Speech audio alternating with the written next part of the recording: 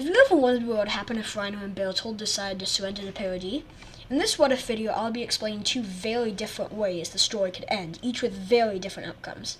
Okay, time for the first scenario. In this one, Reiner and Berthold reveal themselves on the wall.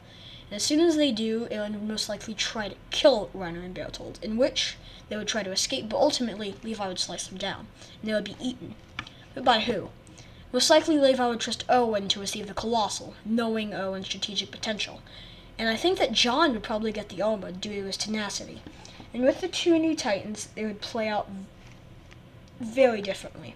With the coup d'etat going mostly the same, but the return to the Shiganshina arc would play out far differently. With the Scouts not having to worry about the armored and colossal Titans, they would easily destroy the Titans in Shiganshina.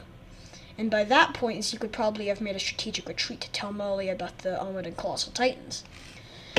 Marley would reasonably freak out and send their best to muster up a large force to raid Paradis. Soon after, Marley would launch a last-ditch effort to try to steal back the Titans and destroy Paradis, getting as many airships as they could find, a large navy fleet, and the Beast, the Jaw, the Coat, and the Warhammer Titan, of course after doing a lot of convincing with the Tibers. Paradis would try their hardest to fight like hell and would probably take down quite a few airships, and maybe even kill the Jaw Titan. But ultimately, Marley would crush Paradis, taking back the Armored and Colossal, as well as stealing the Founder and Attack Titan. But now it's time for the new ending. This one is luckily a bit less depressing. In this one, Aaron does not try to kill them and remains in a state of shock, with Levi deciding to keep them alive to get information. Reiner and Berthold would tell them all about Marley and the Wharf. Aaron would immediately order all scouts to search the area for the Beast Titan, and he would order a small team to secure the Wharf along with Reiner. In this ending, Owen does not die, and Levi is able to destroy the giant monkey with ease and capture him. Reiner, along with Berthold, would return to Marley to spy on them, working to try to sabotage the war with the East by doing things like purposely destroying Marley and war supplies and trains. Things like these would slow down the war effort, forcing Marley to have to reinforce the front lines, allowing the scouts to embark on their mission to Liberia, successfully revealing and stealing the Warhammer Titan, causing a huge blow to Marley and the Tibers. In this raid, Potato Girl would not be 360 no-scope by FaZe Gabi. Falco, Gabi, Udo, and Sophia would return to ruined Liberia, causing all of them to hate Paradis. Reiner and Berthold would also return to Paradis during this raid. This would anger Marley, causing them to rethink their strategy. Zeke would try to communicate with Aaron, but would fail due to this version of Aaron being a lot less emo than when we see him in the main story.